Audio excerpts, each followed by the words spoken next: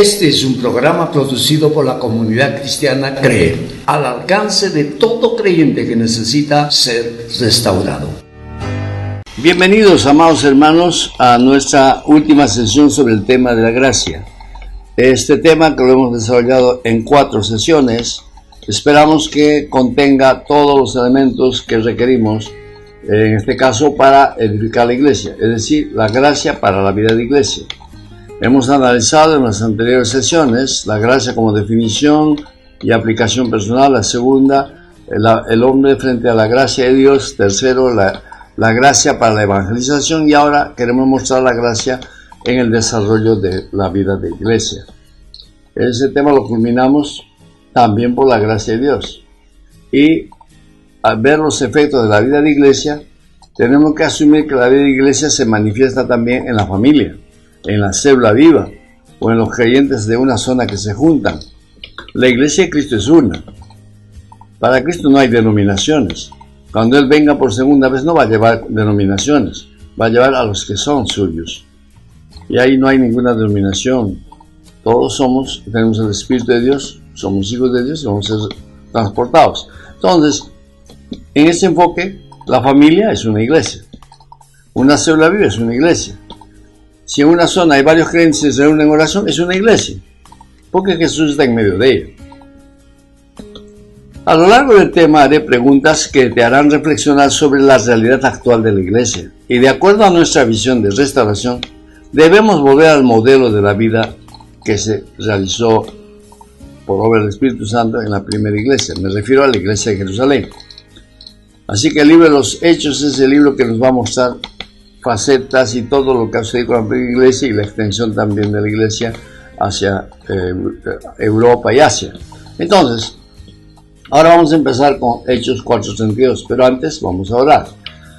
Amantísimo Dios, estoy por tu gracia compartiendo con mis hermanos y con todas las visitas que puedan estar en la reunión celular, o cualquier creyente o persona que aún no te conoce que recibe este link para escucharlo personalmente. Oro por todos ellos, para que tu gracia, Señor, sea sobre ellos y pueda cumplir el objetivo por el cual los reciben. Hágase así en el nombre de Jesús. Amén y amén. Muy bien, amados. Entonces, abra su Biblia, Hechos 4:32. No se olvide de tener su libreta de notas para las preguntas y puedan reflexionar al término del mensaje. Muy bien. El verso 32 de Hechos 4 dice: y la multitud de los que habían creído era de un corazón y un alma, y ninguno desea hacer suyo propio nada de lo que poseía, sino que tenían todas las cosas en común. Vamos a analizar este versículo. Y la multitud de los que habían creído era de un corazón y un alma. Multitud, estamos hablando de mucha gente. Obvio, en Hechos 2 hemos visto que en el primer mensaje evangelístico de Pedro se convirtieron 3,000 personas. Estas 3,000 personas no eran necesariamente de Jerusalén, parte eran de Jerusalén, pero la mayoría habían venido de diferentes lugares a la fiesta de Pentecostés. Y algunos han venido para estar 7 días. Entonces, a raíz de eso, pues, escuchan el mensaje y se quedan, porque renacen, se convierten y tienen hambre de la palabra, por lo tanto tienen que quedarse para seguir recibiendo de los apóstoles. Así que muchos vinieron de lejos, se quedaron, querían experimentar los milagros de Jesús. Esa presencia no esperada de tanta gente produjo situaciones, por ejemplo, como ¿dónde los albergamos? ¿Cómo nos alimentamos? Y si hay otras necesidades, ¿cómo las vamos a atender? Eran forasteros. Ante esta situación también surgió actitudes propias en los creyentes de Jerusalén para resolver los problemas. Y eso era obra de la gracia de Dios. La primera expresión o experiencia para estos nuevos convertidos fue experimentar que tienen el mismo corazón. Me refiero a la gente de la primera iglesia, estamos hablando de la gente de Jerusalén, incluyendo también, obviamente, a otros que no eran de la zona. Tenían un mismo corazón, dice el texto, ¿no? Entonces, el experimentar el mismo corazón, es decir, que era el Espíritu Santo quien los dirigía en la misma senda. ¿Y cuál era la senda? La senda del amor, porque recibieron a Dios, que es amor. Cuando tú recibes a Jesús, recibes a Dios, y Dios es amor, por tanto el amor está en ti. Ahora, ¿cómo manifiestas tu amor? Ya eso depende de ti. ¿Qué haces con el amor que tienes? Depende de ti, pero ya lo tienes. Y estos hermanos, obviamente, estaban llenos del amor de Dios por su conversión, y ahora surgen actitudes que estamos evaluándolas. Ahora, cuando hablamos, por ejemplo, del alma, ustedes ya saben que el alma consta de mente, emociones y voluntad. En este contexto, entonces, todos pensaban lo mismo, todos sentían igual, y las decisiones eran libres y voluntarias de todos. Eran decisiones incuestionables. El texto dice, y ninguno decía ser suyo propio nada de lo que poseía. Lo que ellos experimentaron acerca del amor de Dios es que recibiendo a Jesús, que es la expresión más alta del amor de Dios, con ese amor dentro, podían actuar y pensar de la misma manera. Reconocieron que lo que tenían pertenecía a Dios y no a ellos. Ese debe ser el primer fruto de la experiencia de una conversión. Que lo que tienen no es suyo, es de Dios. Ahora el texto dice, sino que tenían todas las cosas en común. Al intervenir la voluntad, así de esta manera libre, decidieron que sus cosas serían usadas en libertad por todos los hermanos que se habían quedado en Jerusalén. Para mí es una hospitalidad extraordinaria. Cuando tú recibes a alguien en tu casa, no sé cómo lo haces.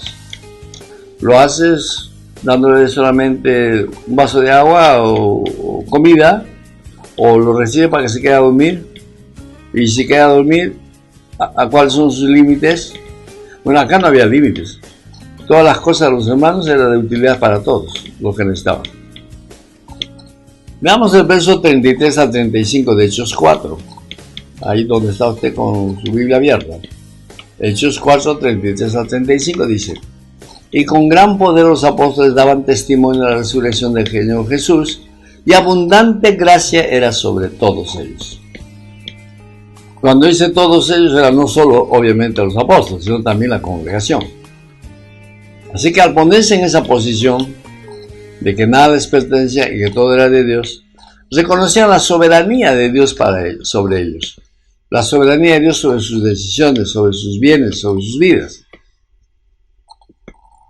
Era soberanía de Dios, pertenencia de Dios, todo lo que tenían. Ahora mira, qué tremendo efecto ministerial se produjo por esta actitud.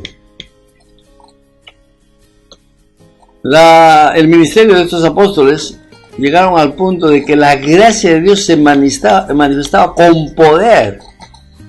¿Y qué poder? El poder de la resurrección de Jesús. ¿A través de quiénes?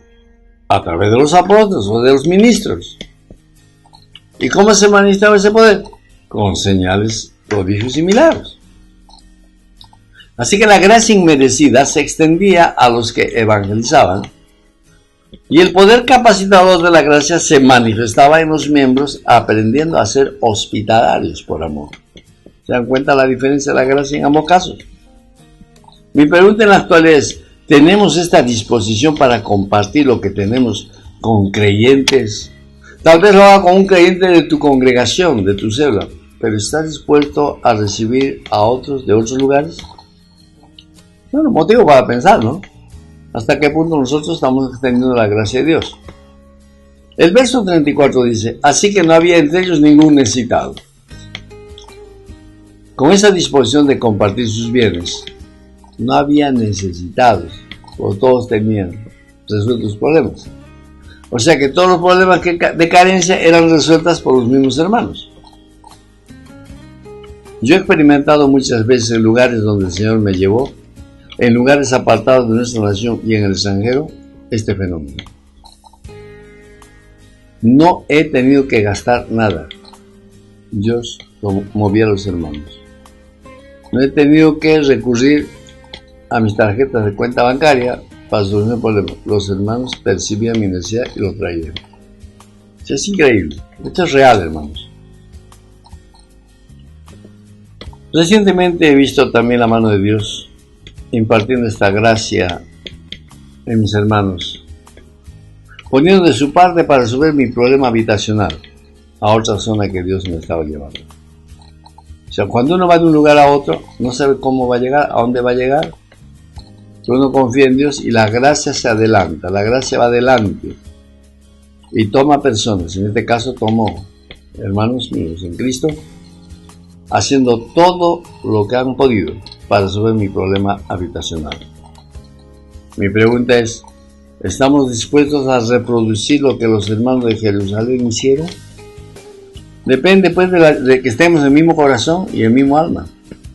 Si tu corazón está dispuesto, Dios te aseguro que Dios lo va a hacer. Porque todos los que poseían heredades o casas las vendían y traían el precio de lo vendido. O sea, no solo cedían sus casas para vivir, sino sus propiedades eran vendidas y el dinero de la venta lo traían para atender a los hermanos. No se trataba de una ofrenda para ayudar a los hermanos. Se despojaban de sus bienes raíces para atender a los necesitados. Y eso es mucho más. Traían todo el monto de lo que habían obtenido en la venta de sus bienes. Y dice el verso 35, y lo ponían a los pies de los apóstoles. Como decidieron que nada les pertenecía sino a Dios, lo traían a los pies de los apóstoles para que ellos sean los que decidan qué hacer con eso. En otras palabras, todo le pertenece a Dios. El administrador de la gracia de Dios es el ministro, pastor, apóstol, quien fuere. Es el ministro. Así que al ponerlo a disposición de los ministros, están poniendo a los pies de Jesús. Esa es la realidad. Mi pregunta es, cuando ofrendas o diezmas, ¿lo haces porque amas la obra de Dios? Si te preocupa o cuestionas el uso que dan los encargados, no estarías imitando a los hermanos de Jerusalén. Tu responsabilidad para con Dios termina en el alfolí, o sea, en ese recipiente donde se recoge diezmos y ofrendas. Ahí termina. Y ahí empieza la responsabilidad de los que administran, de los cuales Dios los va a juzgar también. De modo que hagamos lo que nos corresponde. Y estaremos cayendo en gracia de Dios para que todo lo que hagamos sea bendecido. Y dice el texto, y se repartía cada uno según su necesidad. La iglesia no se convirtió en una beneficencia. Una beneficencia tiene función de atender a los necesitados, sino se convirtió en una fuente de provisión para la necesidad temporal y circunstancial que pasaba. Esto quiero dejar bien claro. La iglesia está puesta para ayudar a salir adelante. Pablo dijo, sobrellevaos las cargas los unos a los otros. No dijo, lleven las cargas. Sobrellevaos. Y la iglesia está puesta para ayudar a las personas a salir de las crisis. Pero no vamos a resolver de su crisis. Dios es el que resuelve la crisis. Somos el instrumento de Dios. Cada uno voluntariamente tiene que decidir. Y estamos para apoyarlos. ¿Se dan cuenta? Ahora veamos Hechos 4, 36 a 37. Esto es interesante. Hechos 4, 36 a 37. Entonces José, a quien los apóstoles pusieron por sobrenombre Bernabé, que traducido es hijo de consolación, levita natural de Chipre, como tenía una heredad, la vendió y trajo el precio y lo puso a los pies de los apóstoles. Hemos dicho que los discípulos imitan a sus líderes o discipuladores. Un chipriota que tenía una propiedad en el lugar, en este caso en Jerusalén, también hizo lo mismo, vendió su propiedad. Y hizo como lo hicieron también los judíos, llevaba a los pies de los apóstoles. O sea, aquí notamos pues cómo influencia la actitud de una persona hacia toda una comunidad. Si tu iglesia, tu célula no influye en absoluto ni en tu barrio, ni en tu centro de trabajo, ni en la comunidad, hay que analizar, algo no está bien. Que este mensaje sea para reflexionar también la manera como se mueve la iglesia en la zona. Ahora entramos a otro tema que es precioso, a mí me encanta. Dios me cambió muchas cosas al analizar todos estos textos. Vamos a Efesios capítulo 1, verso 3 al 4. Efesios capítulo 1, versículos 3 y 4. ¿Ok? Ya lo tenemos. Dice el texto: bendito sea el Dios y Padre de nuestro Jesucristo, que nos bendijo con toda bendición espiritual en los lugares celestiales en Cristo. Esto es el verso 3. Te lo repito, bendito sea el Dios y Padre de nuestro Jesucristo, que nos bendijo con toda bendición espiritual en los lugares celestiales en Cristo. Bueno, otro aspecto de la vida de iglesia que tienes que practicar, justamente tiene que ver con la posición en que debes ponerte delante de Dios. ¿Cuál es tu posición delante de Dios? ¿De un ahijado o de un hijo? ¿De un siervo o de un esclavo? Aparentemente es lo mismo, pero no, yo lo explico de esa manera. Escucho a hermanos pidiendo el apoyo de oración a manera de ruego por algo que ya tienen derecho a recibir. Por ejemplo, escucho, por favor, oren si es la voluntad de Dios que trabaje. Necesito un trabajo, tengo enfermedades, necesito ser sanado. Por favor, apóyeme en oración, que mis hijos se conviertan, mi esposo se convierta o mi esposa se convierta, en fin. Provisiones como alimentos se piden. Estas son necesidades que ya están resueltas por Dios. Toma en esta cita y posiciónate de esa manera y corta el poder diabólico que pretende hacer vivir miserablemente.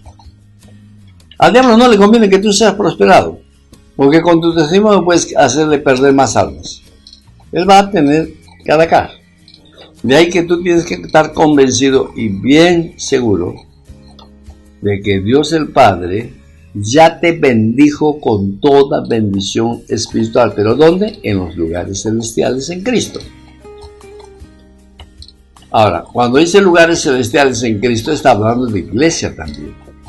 Porque la iglesia es como la escalera que vio Jacob en Betel. Una escalera que los ángeles subían y bajaban. Eso es la iglesia. Unión de la tierra con el cielo. Así que enfócate en eso porque vamos a seguir tratando el tema desde esa óptica. El verbo bendecir está en tiempo pasado. Nos bendijo. No es en tiempo presente, nos bendice. Ni en futuro, nos bendecirá. Sino que ya fuimos bendecidos, o sea, es tiempo pasado. ¿Y cuándo fuimos bendecidos? Cuando recibimos a Jesús como Salvador personal. Ya fuimos bendecidos antes de nuestra conversión, se lo voy a demostrar. Ahora, el hecho de que se diga bendiciones espirituales no se centra solo en lo santo, lo divino, sino también en lo material. Se dice que son bendiciones espirituales porque no están en lo natural. Es decir, no se ven con nuestros ojos. Pero ya Dios lo hizo. Se requiere solamente tu fe y actuar en esa posición para hacerla realidad. Y eso es trabajo de la iglesia. La gracia moviéndose en la iglesia hace realidad todo esto. Al decir los lugares espirituales o celestiales, no está diciendo que lo vamos a tener cuando estemos en el cielo después del arrebatamiento, sino que están en el mundo espiritual, es decir, donde está Jesús con el Padre, pero que deben estar en la tierra. Mi pregunta ¿es la voluntad de Dios que haya pobres extremos y enfermos en la iglesia? Para mí no. No, porque ya Dios dio todo. Buscad primero el reino de Dios y su justicia y todas las demás cosas serán añadidas. Entonces, ya lo tenemos todo. El verso 4 dice, según nos escogió en Él antes de la fundación del mundo. La razón de tus bendiciones es porque tú y yo hemos sido escogidos para eso. Aleluya, alégrate. Tú no es producto de la casualidad, hay un escogimiento de parte de Dios para que seas salvo. No nos ha escogido por lo bueno que seamos, sino porque a Él le plació. A eso hemos llamado gracia, como don inmerecido. ¿Cuándo nos escogió? El texto dice, antes de la fundación de este mundo. Es decir, antes de que se hiciera todo lo que ves con tus ojos, o sea, antes de todo eso, ya estabas en la mente de Dios. Ya Dios te conocía en la mente. Esto da peso entonces a aceptar que la salvación de la gente responde al propósito y libre decisión de Dios. Nadie puede hacer algo para salvarse, es Dios el que inicia. Hay un escogimiento y hay un propósito. Y aquí encontramos justamente lo que dice, para que fuésemos santos y sin mancha delante de Él.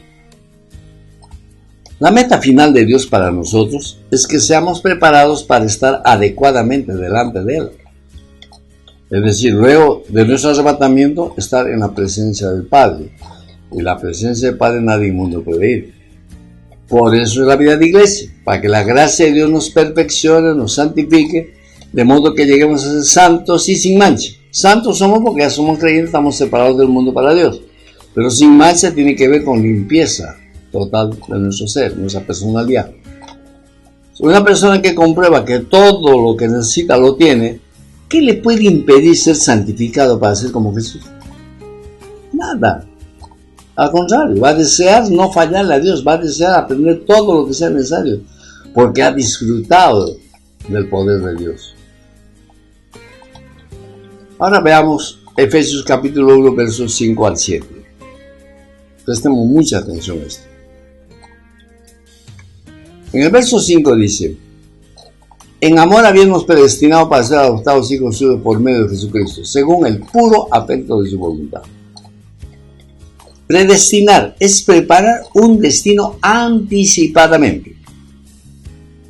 Antes de que te convirtieras, ya Dios tenía un plan para tu vida, y esto empieza en la adopción que hizo contigo el día de tu conversión. ¿Cuándo lo fue? Debes acordarte. Yo sí me acuerdo, 10 de octubre de 1977. Yo sí me acuerdo. ¿Por qué? Porque es el día de mi nuevo nacimiento. Mi partida de nacimiento en Dios está inscrito en el libro de la vida. Entonces, antes que te convirtieras, ya Dios hizo un plan. Y en su plan, lo primero que hace es adoptarte. En lo natural, una pareja adopta a una criatura huérfana.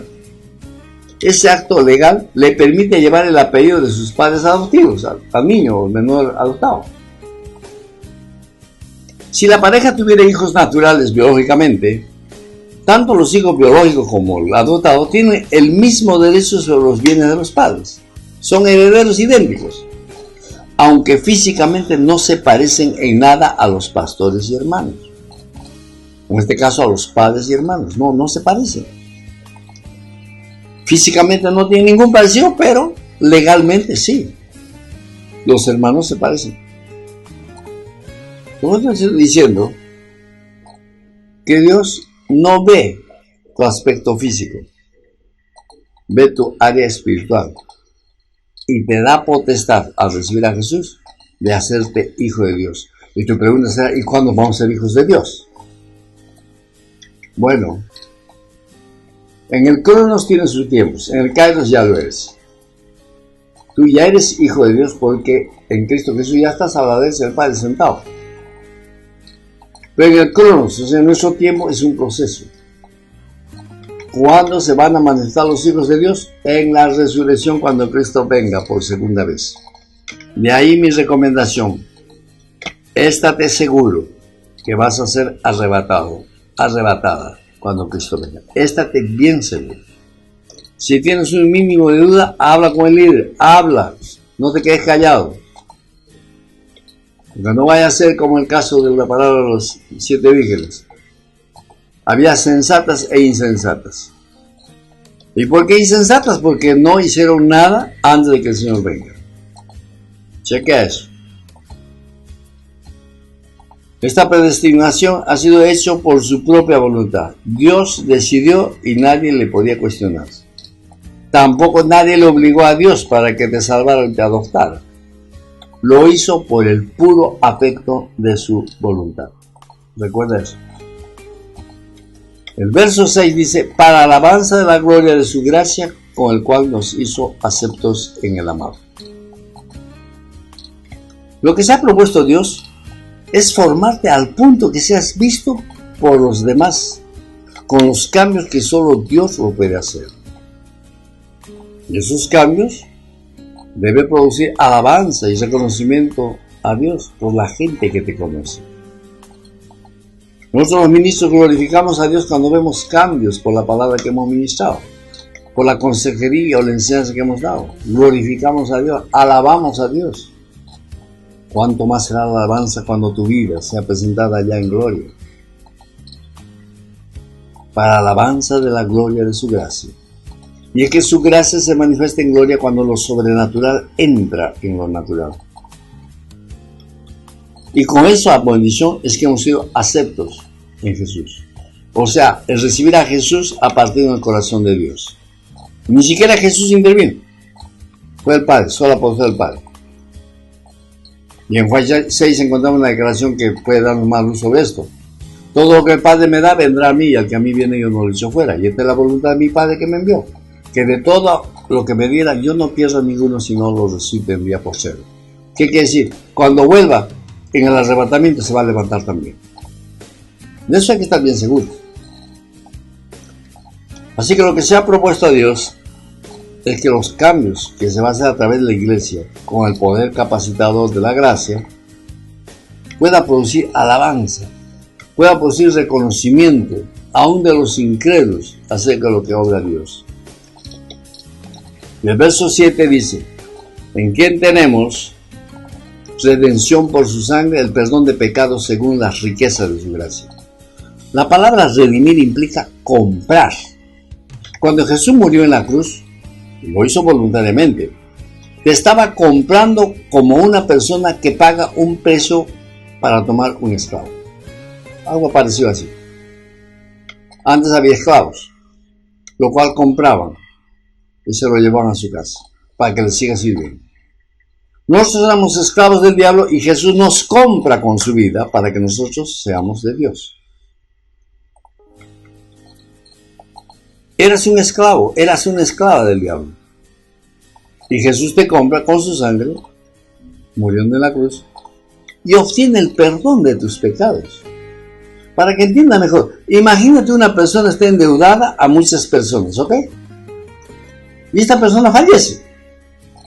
Te pregunto, ¿los acreedores tendrían que ir al cementerio a cobrarle sus deudas? Obviamente que no. Ya la persona está muerta. Tienen que dar por cerrado el caso, dar de baja ese crédito. Ya no ejercen derecho de cobranza sobre el muerto. Es idéntico. Si mueres con Cristo ya no le debes nada a Dios, tus pecados fueron perdonados. Y si la Biblia dice que la paga del pecado es muerte, ya no funciona en ti. ¿Por qué? Voluntariamente recibes a Jesús y voluntariamente estás siendo transformado en la vida de iglesia. Y la gracia necesitas tú, la gracia que perfecciona la iglesia para ser imagen y semejanza de Jesús.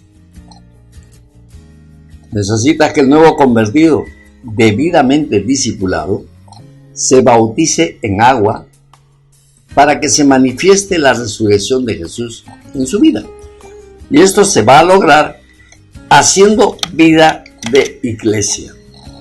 La vida de iglesia no es simplemente asistir a una reunión. La vida de iglesia es compartir tus debilidades con los hermanos y los otros que han tenido fortalezas en esa área te la van a compartir. Entonces, las riquezas de su gracia se van a manifestar no solo en la palabra, sino que también en la transferencia de las experiencias de los que te congregas. No hay otra forma en que se manifieste las riquezas de la gracia de Dios, sino es por la transferencia de quienes ya lo experimentaron. Jesús a través de los convertidos, transfiriendo su naturaleza a los otros. En Efesios 1, 8 al 10, vamos a encontrar maravillas. Presta mucha atención. Ruega a Dios que te grabes todo esto. El verso 8 de Efesios 1 dice, que hizo sobreabundar para con nosotros en toda sabiduría e inteligencia. La impartición de la gracia de Dios para ser transformados de adoptados a hijos de Dios es a través de la sabiduría e inteligencia que desarrollará Dios en la vida de iglesia. De allí lo importante de participar diligentemente en las reuniones de tu célula y las reuniones congregacionales y todas las reuniones que seas convocado. Es sumamente importante porque sabiduría e inteligencia van a operar. Y es ahí donde vas a entender tu problema, van a surgir ideas de solución y la gracia de Dios moviéndose en tu decisión va a ser realidad lo que tanto esperabas. El verso 9 dice, dándonos a conocer el misterio de su voluntad según su beneplácito, el cual se había propuesto en sí mismo. La sabiduría e inteligencia que recibes, que se te hace sobreabundar, es para darte a conocer el misterio de su voluntad. Y el misterio de su voluntad se manifiesta cuando le place a Dios. Y como Él se propuso en sí mismo hacerte santo y sin mancha, es obvio que se va a complacer en darte sabiduría e inteligencia y hacerte conocer el misterio de su voluntad. ¿Se dan cuenta cómo y qué debe hacer Dios en cada creyente que hace vida de iglesia? Si tú crees que está haciendo vida de iglesia y no sucede esto, hay que revisar. Habla con tu líder, habla con pastor. Escríbenos si quieres hacernos preguntas. Ahora veamos de qué se trata este misterio escondido. Vamos a analizarlo. Verso 10. De reunir todas las cosas en Cristo en la dispensación del cumplimiento de los tiempos, así las que están en los cielos como las que están en la tierra. La revelación de su misterio es que de acuerdo al tiempo que Él ya tiene previsto, Él ya ha establecido los tiempos, te revela lo que había planeado para ti desde antes de la fundación del mundo. Es lo que nosotros llamamos rema, lo que llamamos revelación específica para un problema específico. Lo que te bendijo en los lugares espirituales deben ser traídos a la realidad cuando te revela en la palabra y en el espíritu, que ya lo tienes. Y para eso tienes que usar tu fe en la palabra revelada, en el rema. Y esto se aplica obviamente en la vida de iglesia. ¿Te das cuenta de lo que significa esto? Toda necesidad ya están suplidas en el cielo.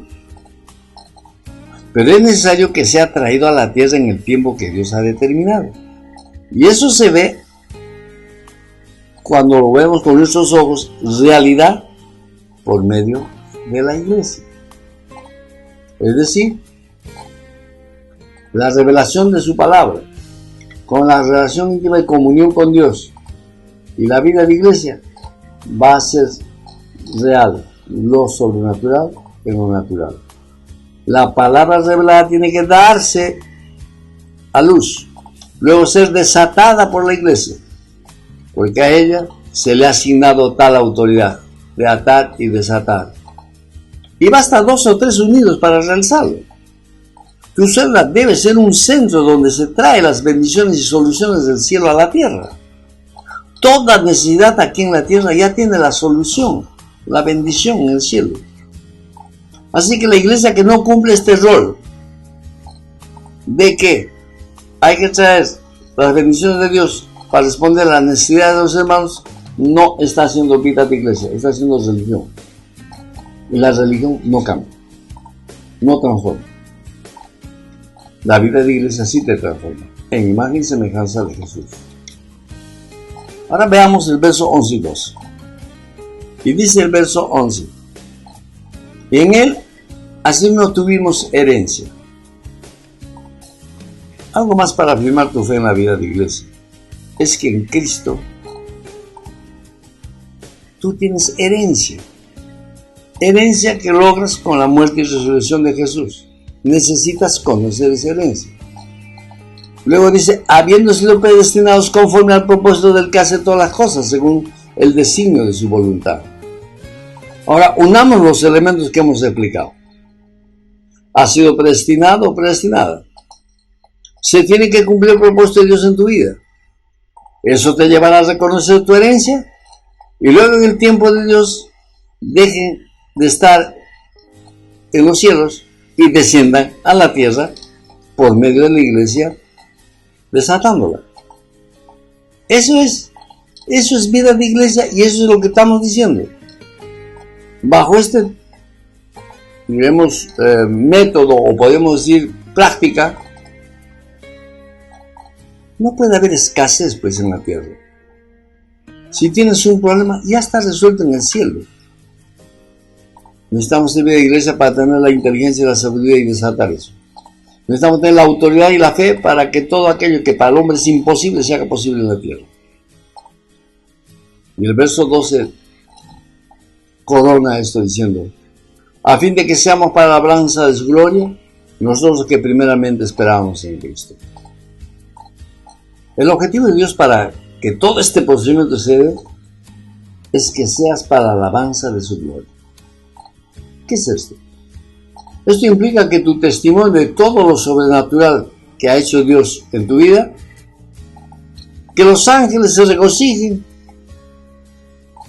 y Satanás sea derrotado totalmente en tu vida. Y no solo eso, sino que con tu testimonio y tu experiencia se han edificado otras almas en la tierra. Mediante la evangelización, el discipulado, la consejería o un simple testimonio puede cambiar a una persona. Todos tenemos que ser alabanza de su gloria. Ahora vamos a Efesios 2. El libro de Efesios es tan rico que necesitaría no sé cuánto tiempo para desarrollar toda la temática que tiene. Pero estamos centrándonos en la gracia. Efesios 2, 4 al 5. Pero Dios, que es rico en misericordia por su gran amor con que nos amó, aun estando nosotros muertos en pecado, nos dio vida juntamente con Cristo. Por gracia sois salvos. El inicio de todo esto empezó el día de tu conversión a Jesús, que por gracia como don inmerecido se te ha aplicado. Todo lo demás, que la vida con Cristo, es con la gracia como poder capacitador que se hace en la vida de la iglesia. Ahora veamos el versos 6 y 7, Efesios 2. Y juntamente cuando nos resucitó y asimismo nos hizo sentar en lugares celestiales con Cristo Jesús. El día que te bautizaste en agua, se consumó el hecho de tu resurrección en el mundo espiritual.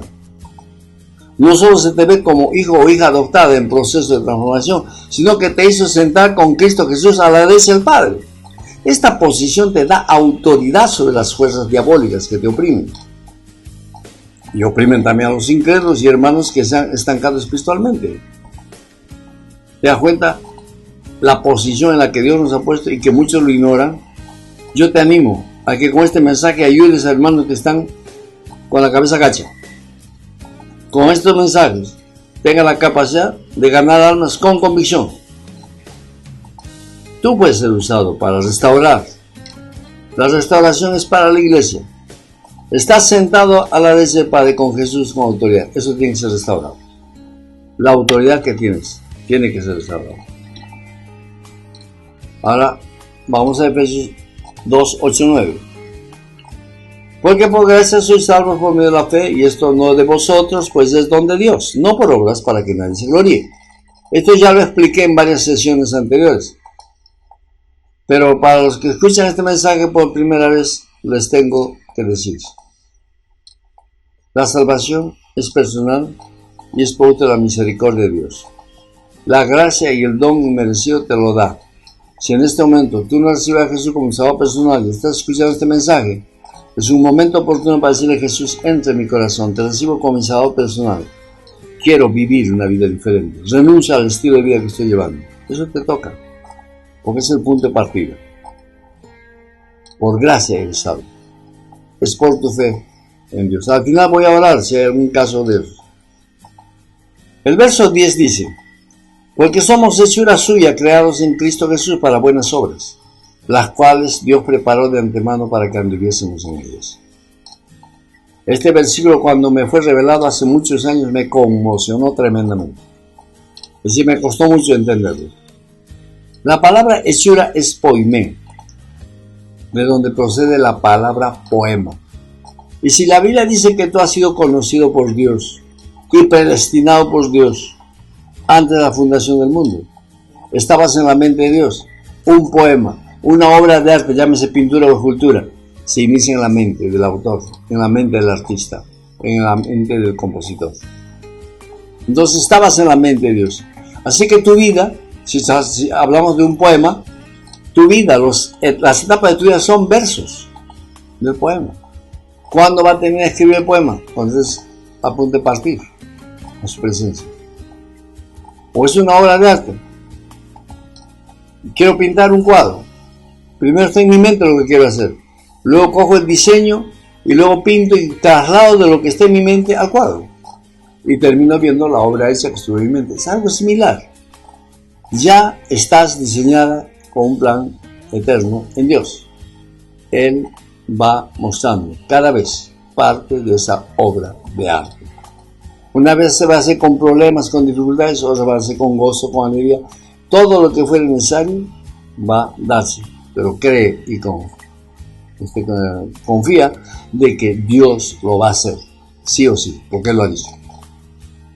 De modo que si alguno está en Cristo, nueva criatura es, las cosas viejas pasaron, todas son hechas nuevas. Eso está en 2 Corintios 5:17. Entonces, tenemos que estar seguros de eso, que Dios, lo que ha empezado, va a terminar. Muy bien, amados hermanos, espero de todo corazón que todo lo que he compartido les haya sido útil, no solo para afirmar su fe, sino para desarrollar a los nuevos convertidos que ustedes han ganado por la gracia salvadora de Dios. No me queda otra cosa que resumir algunos conceptos para que centres tu atención.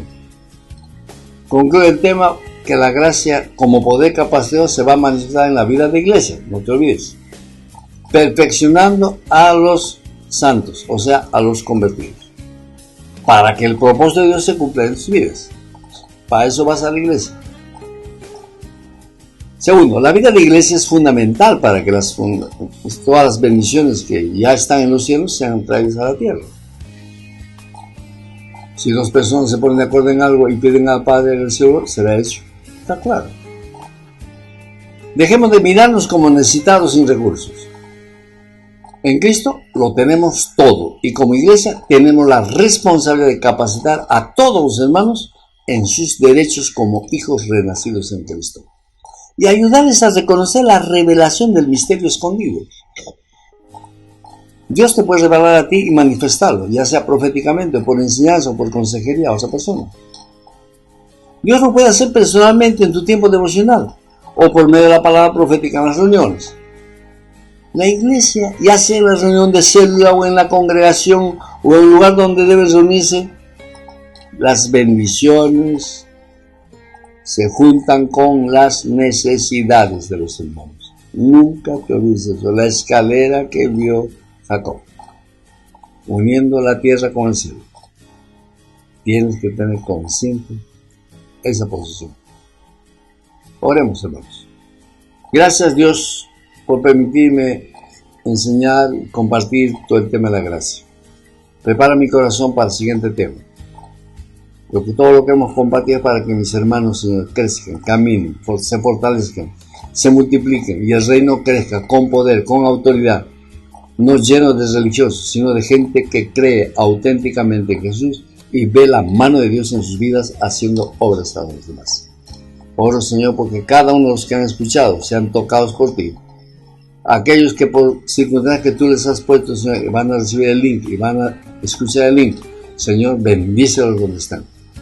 Llénales. Si estaban desanimados, anímalos. Si no tienen a Cristo, habla de expectativa, Señor, de que te reciban como Salvador y personal. Gracias, Dios. Y a mis visitas, a los que están en las reuniones ahora, como visitas, al terminar las reuniones, los líderes van a ayudarles, van a compartir con ustedes algo muy importante. Presten mucha atención a ellos.